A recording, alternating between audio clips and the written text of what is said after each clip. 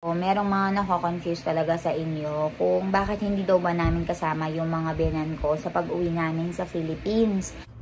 Guys, ako napapansin niyo, nandito kami ngayon sa may resort. Ayan. Nasa resort kami. And si Baby Ivan, ayan, tinitignan niya yung lola niya.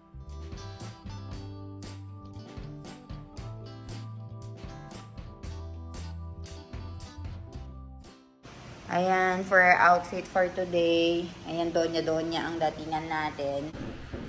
Milan, maraka, ano kayo ba na? Philippines ma.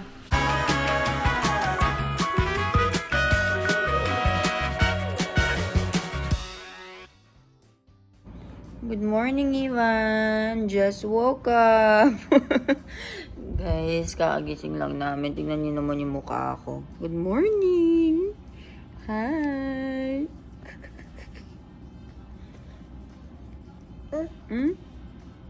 Gising ka na? Gising na baby ko? Guys, ako napapansin niyo, nandito kami ngayon sa may resort. Ayan. Nasa resort kami. And si Baby Ivan, ayan, tinitignan niya yung lola niya. Lolo niya naglilinis ng swimming pool. And maliligo kami dyan later habang walang mga customer. Ivan? Oh, Ivan? Do you want to go and swim? Yay! I will swim, mommy! Yay! Chal, come. Where you want to go? Sige, mag-ikot-ikot ka dyan. Mag-ikot-ikot ka lang dyan, anak ko. Huh? Come. So, magsastay tayo dito sa may resort until 2 p.m. Kasi we have appointment after some time. So, what we'll be doing right now is magpapainit tayo ng tubig. And then, meron tayo ditong Energen and meron tayong Milo. And for Ivan, we have Cerelac. So, ayan, magpainit muna tayo ng water. Para makakain na rin ang baby ko, guys. We are planning to swim kasi, kaya nandito kami sa may resort. Kasi today, we are taking the opportunity na walang guests. So, because there's no guests, we can sleep here, we can swim, we can enjoy the area because tuloy-tuloy na yung mga bookings natin. So, kapag tuloy-tuloy na yung mga bookings, alam niyo naman, hindi na tayo magkakaroon ng opportunity para makapunta ulit dito. So, ayan, I'm just gonna make a breakfast for Milan and my breakfast, and then I'll update you guys. We have free coffee here, we have everything here. It's like a house. So, this is the main reason why we built this. So, we can have a place to stay. Kung sakali man na nandito kami sa Philippines. So, ayan, dito kami nagsistay. And guys, gawin ko muna ito and balitaan ko kayo later. Ivan! Ay, Ivan, kanan time che. Mom. Very good. Huh? Hi! Hi, Karacheto. Hi!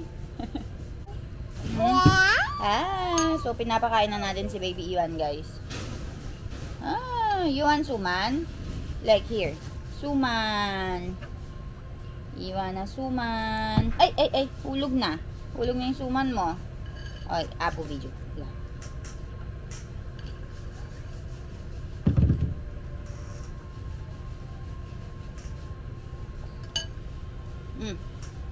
Kain si Mami suman. Akin na. Kain si Mami suman. Ala, nagsiswimming ang Baby Ivan kong yan. Where's my Baby Ivan? Ivan! अरे बाप रे, मारा चकला स्विमिंग का लेचे. Ivo! O Ivo! Hi! Ivan! Hi! Guys, so nagsiswimming sila ng daddy niya. Ayaw niyang magpaalis. Oh? Tuwang-tuwa. Chop, chop, chop, chop, chop, chop, chop. Chop, chop, chop, chop, chop, chop, chop. Tuwang-tuwa siya. Chop, chop. Jo, mala baby swimming ka leche. Daddy Jore swimming ka leche. Okay, umadya yan na. Tuwang-tuwa siya, guys. Swimming sila ng daddy. Yee! Swimming! Hindi man siya naiyak. Yay! Pa-chap, chap, chap, chap, chap, chap, chap, chap. Tuwang-tuwa ang baby Ivan.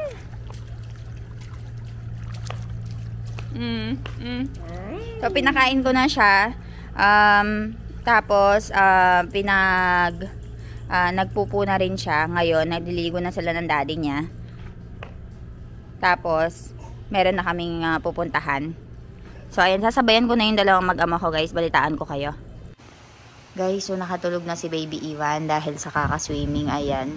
So, sobrang fresh na niya. Ngayon, si Kathleen. Ayan, si Kat. Hi, Kat. Very busy ang kapatid ko. Nagre-reply siya ng mga inquiries. Binigyan ko siya ng trabaho. Tapos, magluluto na ako ng pagkain ni Kuya Milan. So, ayan, nakaligo na rin ako, guys. Aayusin ko na lang ng kaunti yung buhok ko. And nakasuot na rin ako ng damit kasi makikipag-meeting ako ngayon and marami akong trabaho na kailangang asikasuhin. Outfit check tayo. Ayan, for our outfit for today. Ayan, donya-donya ang datingan natin. Ayan, natulog nga kami dito sa resort, guys, kung makikita nyo. Ayan, marami kami mga gamit. And si Milan, yung nag-iikot-ikot, tinitignan nyo yung buong resort. Kung ano nga ba yung mga kailangan asikasuhin pa. So, ayan, balitaan ko kayo. Guys, good morning. So, kung napapansin nyo, iba na yung background ko kasi nakauwi na po kami dito sa bahay. So, from the resort, pumunta kami dito sa bahay. And ngayon, magluluto na ako ng pagkain ni Milan.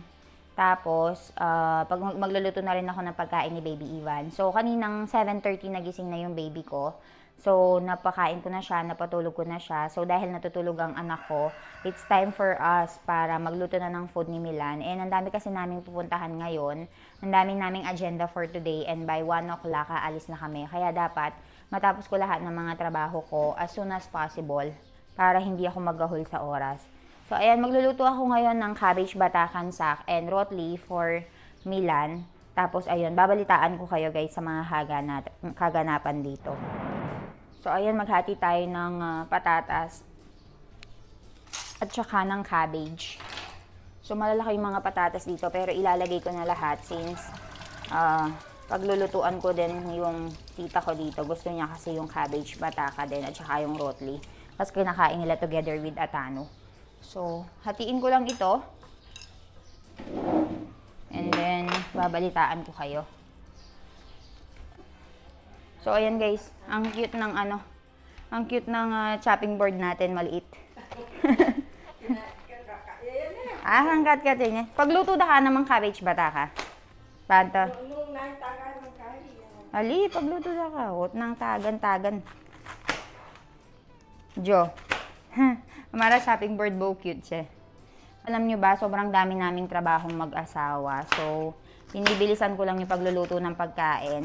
And dahil hindi ko pa nga namimit yung tito ko dito, si Tito Dikong, and yung mga ibang other relatives namin dahil sa sobrang busy namin. Lagi kaming may minimit na mga tao and all. Tapos, ang daming biniling damit ng nanay ko, ng mother ko para kay baby Ivan. Ang daming mga gamit, ang daming mga laruan. Pero hanggang ngayon hindi ko pa na-unbox lahat, hindi ko pa na-videohan. So, pag nagkaroon tayo ng time, videohan natin lahat ng mga pinamili nila. Actually, yung bathtub, ginagamit ko na, napaligo ko na si baby Iwan. Hindi ko na rin na-videohan yun. Tsaka yung mosquito net. Kasi diba, baka makagat na naman ng lamok ang anak ko. So, ginamit ko na yung mosquito net without showing in the vlog. So, ayun. Okay na siguro to. Magluluto ako ng para kay tita din. Para kahit papaano yung Indian food, matikman niya ulit. So, ayan. Tapos, nagdala din ako ng maraming atano. Kasi nagustuhan niya rin. Tsaka si Milan. Yun lang din yung gustong-gusto niyang kinakain every time. Kaya nagdala din ako. And itong mga patatas ang lalaki. Usually, maliit lang yung mga patatas. Pero okay na kasi wala naman din kakain if ever na kontiin pa. So, ang lulutuin ko ngayon is cabbage batakan sak and patatas lang. Tapos, for Ivan, I'll be making munggo. And pinapatry ko na rin kay baby Iwan yung mga Filipino food. Yung pagkain na may sabaw ay nagustuhan niya. sabaw-sabaw. So, papatabain natin yung anak ko dito, guys. Try natin yung mga pagkain dito. Baka magustuhan niya. So, ayan. Hati-hatiin ko lang ito, guys. And then, babalitaan ko kayo. Mabilisan lang kasi may mga trabaho pa kaming kailangan gawin. And, sinasamantala ko lang yung pagkakataon na natutulog ang baby ko. So, ayan, guys. I'll update. Guys, so, ayan. Nagawa ko na yung pagkain ni Milan. So, ito yung cabbage batakan sak. So, gagawa na ako ng rotli. Guys, shalom. Ekalye, rotli. Cabbage batakan sak at hanu, mara. Shala, kay Leon. Milan, mara hanu કેવું ફિલિપિન્સ માં ઘર જેવું ખાવાનું છે. ફિલિપિન્સ નું બૈરું હોય તો પણ ખાવા મળી રહેશે. હા. સરસ. Chalo, kay Leon. Garam-garam rotli. Guys, so ayan, kakain na si Milan. So meron tayo ditong rotli, cabbage bataka, and at hanu. Awe, kejo. Garam-garam daje. ખાલી કે છે અથાણું અમે ઘરથી લઈ ગયા હતા. હા પછી અને શાક અહીંયા બનાવ્યું.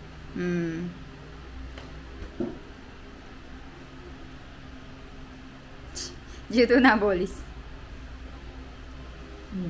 ઘરે જવા. Hi guys, so merong mga nako-confuse talaga sa inyo kung bakit hindi daw ba namin kasama yung mga biyanan ko sa pag-uwi namin sa Philippines. And I think kailangan kong gumawa ng separate video tungkol sa topic na ito kasi nga dami pa rin nagtatanong talaga. So, ang main reason guys kung bakit hindi talaga namin nasama agad yung mga biyanan ko is dahil meron pa silang mga inaasikaso sa farm. As of now, ongoing pa rin talaga yung mango season and kailangan pa rin namin kumuha ng pera sa may merchant namin. And nabalitaan ko nga na parang yung merchant namin hindi daw ibibigay ng buo yung balance kasi ang dami. Ganun talaga yung mga merchant kapag nakipag-deal sila, for example, yung deal is 1.7 million. Ang ibibigay sa'yo, mga less than 400,000, less than 300,000. Kaya, ayan, ina-anticipate na ng biyanan ko yon na ganun nga yung ibibigay. So, malulugi kami ng malulugi sila, baka may mambash na naman.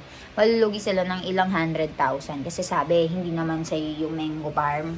O, at least yung resort, masasabi ko na sa akin, baka i-bash pa ako. Ayun, yung resort tsaka yung ano sa akin, yun guys, sa amin dalawa ni Milan. O, kasama na siguro ako doon. Pero sa mga ari-arian ng father-in-law ko, sige, sa kanya na yon, hindi ko naangkinin. So, ayun guys, ina-share ko lang kasi up until now may mga bashers pa rin na sinasabi mong sa inyo. O sige, hindi na sa akin. Sa ano na lang, sabihanan ko na lang. So, yun, nalugi nga daw sila ng mga around 300, 400 na hindi ibibigay ng merchant. So, ayun. Tapos, ano pa ba? Ang main reason din kung bakit hindi sila makakasama is mag-exam pa nga si Jano. Pero sasama po sila, pupunta sila ng Philippines around July. Hindi naman ibig sabihin na hindi namin kasama nagpunta dito. Hindi na talaga pupunta. Around July pa sila pupunta dito, guys. Tapos, kami kasi, ang dami naming mga trabahong inaasikaso dito. Kaya nauna lang kami. Kaya, ayun. Ngayon, hindi na kami sa Philippines. Gora-gora na kami sa mga inaasikaso namin. So, kapag darating sila, vacation na namin yun. Yung 15 days na magstay sila. So, kami na yung sasama sa kanila sa paglarga. So, sa first month na pagpunta namin dito, work lang talaga lahat. Kaya kung napapansin nyo sa mga vlogs ko, puro kami mga gora-gora sa mga trabaho, documentations, ganun. And i-reveal ko nga sa inyo kung bakit ako gora ng gora dito. And kailangan ko ng mga signatures, ganyan. Kailangan ko mag-sign. So, ayun. Pupunta sila guys and I'm sure excited na kayo. Kaya don't forget to subscribe kasi manonotify kayo. I-click nyo yung bell button para manotify kayo sa lahat ng mga uploads ko. So, ayun guys. So, thank you all for watching. I'll see you all tomorrow. Bye-bye.